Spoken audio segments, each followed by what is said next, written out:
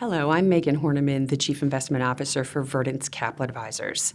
I'm coming to you today to give a review of 2023 as well as give us a grade on our 2023 themes.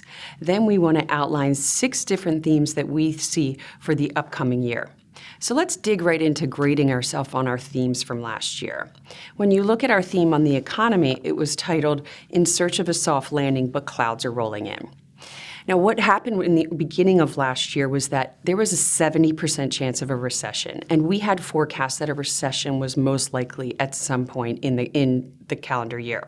This did not materialize. We didn't get 2 consecutive quarters of negative GDP growth, but we're going to give ourselves a half a check for this because if you take out the consumer and the labor market, nearly every other facet of the economy was basically in recession. If you look at housing, it's basically paralyzed. Manufacturing has been contracting for now 14 consecutive months.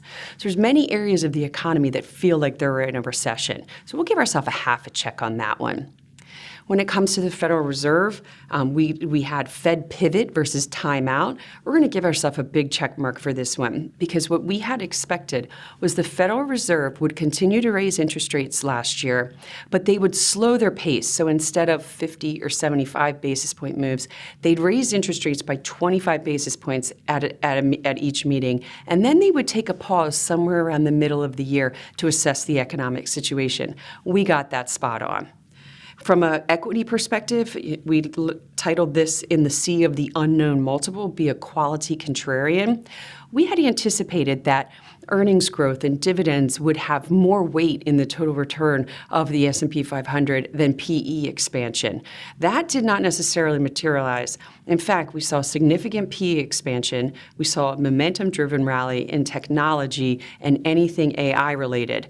We had thought small and mid caps would get some relief as well as developed international. Developed international delivered really good returns, pretty similar to the S&P 500. And then small and mid caps also rallied, but they didn't outperform that PE-led rally we saw in the NASDAQ and in growth stocks. So we'll give ourselves a half a check for that one.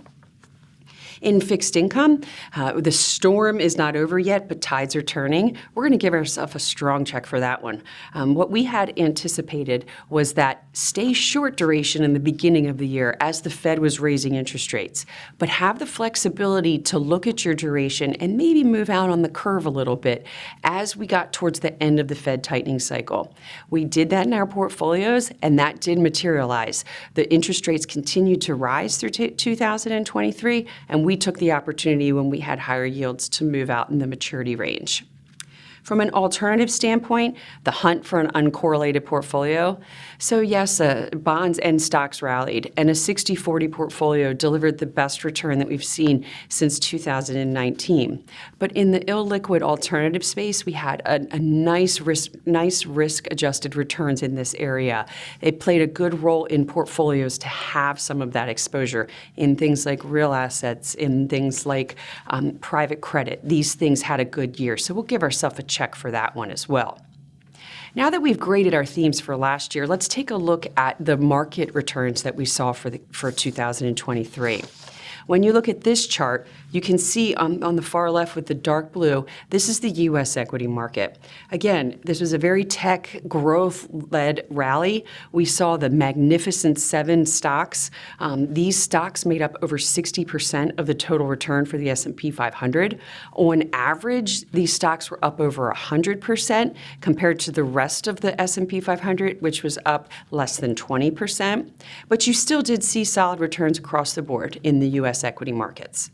Internationally, good returns as well. Developed international did perform well, similar to the U.S. From the fixed income perspective, credit led the rally last year, and that's despite the rise we saw in bankruptcies.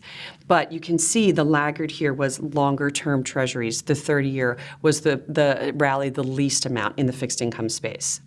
From a commodity standpoint, this is where you saw the illustration of the weakness in a lot of areas of the economy. You saw the cyclical commodities, energy, industrial metals. These lagged last year because majority of the economy was in what we feel like a recessionary conditions.